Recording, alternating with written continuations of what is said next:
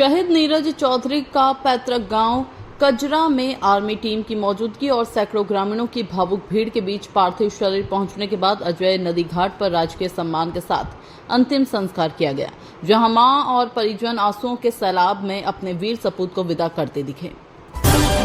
Delhi police के special cell और Jharkhand ATS की संयुक्त कार्रवाई में रांची से गिरफ्तार अशहर दानिश निकला पैन इंडिया टेरर नेटवर्क का हेड, गजवा लीडर और कोड नेम सीईओ, जिसके बारे में खुलासा हुआ कि वह पाकिस्तान से निर्देशित आतंकी स्ट्राइक और खिलाफत घोषित करने की साजिश रच रहा था।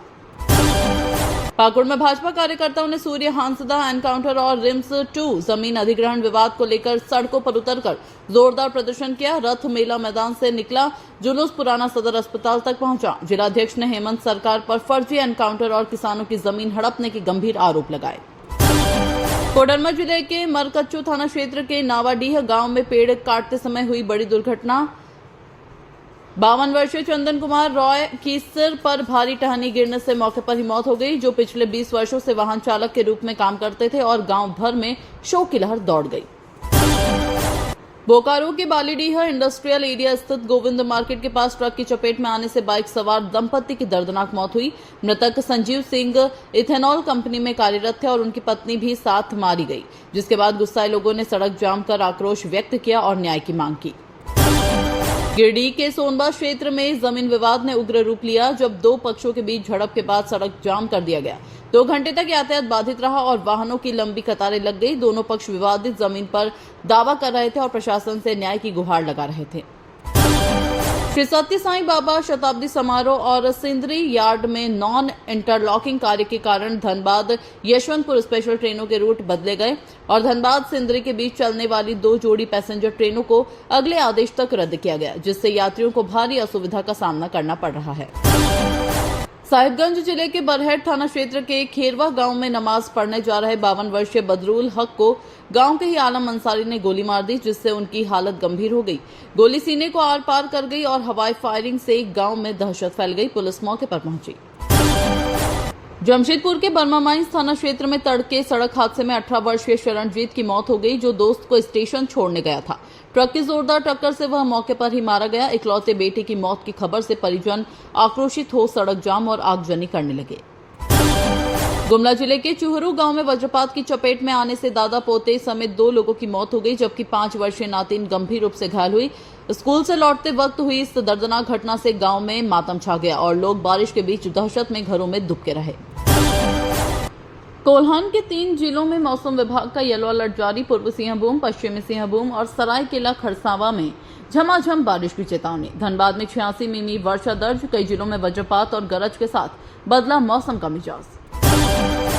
झारखंड चैंबर चुनाव में 21 कार्यकारिणी पदों के लिए इस बार कड़ा मुकाबला। 44 उम्मीदवार मैदान में। पहली बार 3 महिला प्रत्याशी भी भाग्य आजमाने को तैयार। 4070 मतदाता करेंगे वोट। 2 निर्दलीय भी चुनौती पेश करेंगे। केंद्र सरकार की नई रिपोर्ट में झारखंड का सकल राज्य घरेलू उत्पाद 5 करोड़ रुपए के पार। 15 साल में 3 गुना बढ़ी प्रति व्यक्ति आय, अब 1.16 लाख पर पहुंची। आर्थिक विकास में राज्य की स्थिति सुधरी। मुख्यमंत्री हेमंत सोरेन ने पूजा समितियों और प्रशासन को बेहतर समन्वय बनाने का दिया निर्देश। दुर्गोत्सव को शांतिपूर्ण और सौहार्दपूर्ण तरीके से मनाने पर बल। बिजली, पानी आपूर्ति और सफाई व्यवस्था पर खास जोर दिया गया। बिजली चोरी पर झारखंड बिजली वितरण निगम की बड़ी कार्रवाई। केवल रांची में 127 लोगों पर केस दर्ज। 22.80 लाख रुपए का जुर्माना लगाया गया। पूरे राज्य में 1191 उपभोक्ताओं पर कार्रवाई कर 1.85 करोड़ का दंड लगाया गया। आईबीपीएस आरआरबी भर्ती परीक्षा को लेकर विवाद। 13,217 पदों पर आवेदन आमंत्रित, लेकिन आयु सीमा और शैक्षणिक योग्यता को लेकर भड़के अभ्यर्थी। बोले संशोधन जरूरी। बड़े पैमाने पर युवाओं की उम्मीदें टूटी। देश भर में चर्चा तेज। लंबी लड़ाई के बाद आंगनबाड़ी सेविकाओं ने अपना अनिश्चितकालीन धरना स्थगित किया। विभागीय प्रधान सचिव ने आश्वासन दिया, कैबिनेट में मांगे रखे जाने का वादा। कई दिनों से धरना पर बैठी सेविकाओं को मिली राहत। हाईकोर्ट के निर्देश पर रिम्स शासी परिषद की बैठक की तिथि सेवानिवृत्त जज ने खुद तय की। मंत्री द्वारा तारीख न देने पर ऑब्जर्वर जस्टिस अम्बरीश सहाय ने 13 सितंबर को मीटिंग बुलाने का निर्णय लिया। न्यायालय के आदेश का पालन सुनिश्चित।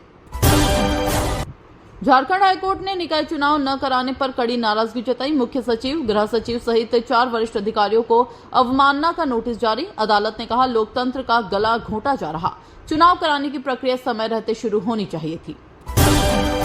दुर्गा पूजा से पहले हवाई किरायों में बेतहाशा बढ़ोतरी। बेंगलुरु से रांची का किराया 200% तक बढ़कर 16,000 रुपए पहुंचा। भुवनेश्वर और कोलकाता से आने वाले यात्रियों को भी दोगुना किराया चुकाना पड़ेगा। यात्रियों में आक्रोश।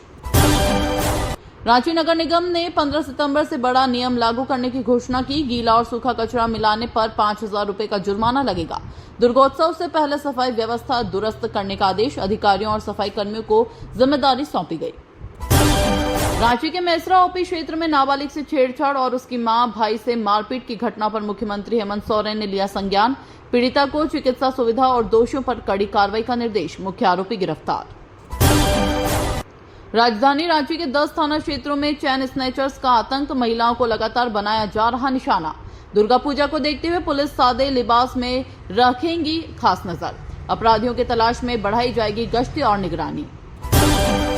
झारखंड हाईकोर्ट ने ऊर्जा विभाग से पूछा बड़ा सवाल। बिजली निगम में निदेशक पद पर सेवानिवृत्त अधिकारी की नियुक्ति संभव है या नहीं? क्या सरकार ने बनाई है कोई नियमावली? अदालत ने स्पष्ट जवाब देने का दिया निर्देश। पैसा कानून पर राज्य सरकार की सुस्ती से अटका मामला। 17 विभागों में से 9 ने अब तक नियमावली पर अपना मंतव्य नहीं दिया। झारखंड हाईकोर्ट भी मामले की निगरानी कर रहा। अनुसूचित क्षेत्रों में पंचायती राज व्यवस्था लागू करने में हो रही देरी। झारखंड लोक सेवा आयोग की ओर से आयोजित सीडीपीओ और एफएसओ भर्ती परीक्षा का रिजल्ट सितंबर के अंत तक घोषित किए जाने की संभावना है। लंबे इंतजार और लगातार प्रदर्शन कर रहे अभ्यर्थियों के लिए यह बड़ी राहत होगी, जबकि आयोग ने इसी साल दिसंबर तक 8 अन्य परीक्षाओं के आयोजन की भी तैयारी की है। राष्ट्रीय स्वच्छ वायु कार्यक्रम के ताजा सर्वेक्षण में 25 करोड़ रुपए खर्च करने के बावजूद रांची को हवा की गुणवत्ता में 200 में से केवल 161.8 अंक मिले और यह 30वें स्थान पर रहा, जिससे यह धनबाद से भी प्रदूषित शहर साबित हुआ, जबकि सरकार की नीतियों और कामकाज पर सवाल उठे। झारखंड स्टाफ सिलेक्शन कमीशन की ओर से आयोजित कक्षा 1 से 5 के लिए शिक्षक नियुक्ति परीक्षा का संशोधित परिणाम जारी होने के बाद भी विवाद थमने का नाम नहीं ले रहा। अब गड़बड़ी और चयनित अभ्यर्थियों को बाहर करने के आरोप लगाते हुए यह मामला झारखंड हाईकोर्ट तक पहुंच गया है। दिल्ली पुलिस के स्पेशल सेल और झारखंड एटीएस ने रांची से आईएसआईएस से जुड़े संदिग्ध आतंकी अशहर दानिश को गिरफ्तार किया, जो बम बनाने की ट्रेनिंग ले रहा था और लोअर बाजार के न्यू तबराक लॉज में किराए से रह रहा था। इससे पहले दिल्ली से पकड़े गए आतंकी से सुराग मिला था। झारखंड की उपजाऊ मिट्टी फूलों की खेती के लिए अनुकूल है और अगर राज्य में बड़े पैमाने पर फूलों का उत्पादन शुरू होता है तो फूलों के दाम कम होंगे, युवाओं को रोजगार मिलेगा और सरकार को स्टोरेज व होलसेल मंडी जैसी बुनियादी सुविधाएं विकसित करने की दिशा में ठोस कदम उठाने चाहिए। कोडरमा जिले के टंडवा थाना क्षेत्र के खूटीटोला गांव में डायन बिसाही के आरोप में 42 वर्षीय व्यक्ति की हत्या कर शव को जला दिए जाने की सनसनीखेज घटना सामने आई। पुलिस देर रात सूचना मिलने पर गांव पहुंची, लेकिन सन्नाटे और ग्रामीणों के भय के कारण शुरुआती जांच में सफलता नहीं मिली। चाईबासा में कम मजदूरी के खिलाफ जेएलकेएम जिला उपाध्यक्ष के नेतृत्व में मजदूरों ने जोरदार प्रदर्शन किया। इसी दौरान पताहातू के प्रमंडलीय प्रशिक्षण केंद्र में 6 माह तक के बच्चों में कुपोषण के खतरे की पहचान और प्रबंधन को लेकर आयोजित कार्यशाला में डॉक्टर जगन्नाथ हेम्ब्रम ने गंभीर चेतावनी दी।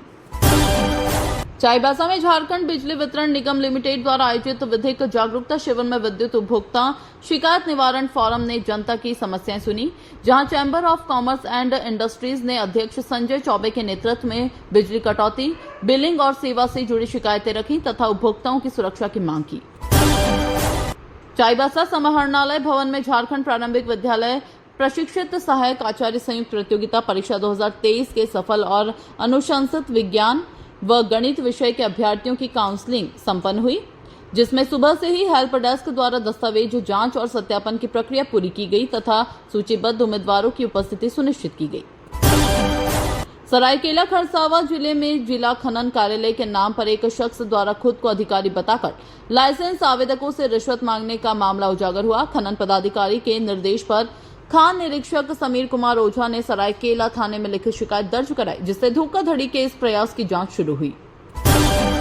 गढ़वा जिला मुख्यालय में मंगलवार की देर रात अज्ञात अपराधियों ने मेंस पुलिस संगठन के अध्यक्ष और पुलिस केंद्र में कार्यरत रवि कुमार कुशवाहा पर बम से हमला करने की कोशिश की। हालांकि वे बाल बाल बच गए, लेकिन इस हमले से परिवार और संगठन में भय और असुरक्षा की भावना व्याप्त हो गई। गढ़वा जिले के मझियाओं थाना क्षेत्र के ओबरा गांव में रहने वाली 30 वर्षीय सीता देवी स्कूटी से गिरकर गंभीर रूप से घायल हो गई। उन्हें तुरंत गढ़वा सदर अस्पताल रेफर किया गया। परिजनों के अनुसार वह किसी काम से मझियाओं जा रही थी और मोड़ पर स्कूटी अनियंत्रित होकर दुर्घटनाग्रस्त हो गई। गढ़वा नगर क्षेत्र में मंगलवार रात करीब 8:30 बजे किराए पर रह रहे मेडिकल रिप्रेजेंटेटिव कुमार अजय नारायण अरोड़ा पर अज्ञात लोगों ने हमला कर दिया। वह मूल रूप से नालंदा के रहने वाले हैं और गढ़वा में नौकरी करते हैं। घटना के बाद स्थानीय लोगों और पुलिस में खौफ का माहौल है। गढ़वा जिले में कार्यरत 3190 सहायक अध्यापक पिछले 1 वर्ष से मानदेय में 1000 रुपए की बढ़ोतरी और ईपीएफ लाभ का इंतजार कर रहे हैं, जबकि अगस्त 2024 में हुई बैठक में सहमति बनने के बावजूद सरकार ने आदेश लागू नहीं किया, जिससे शिक्षकों में नाराजगी और आक्रोश बढ़ता जा रहा है।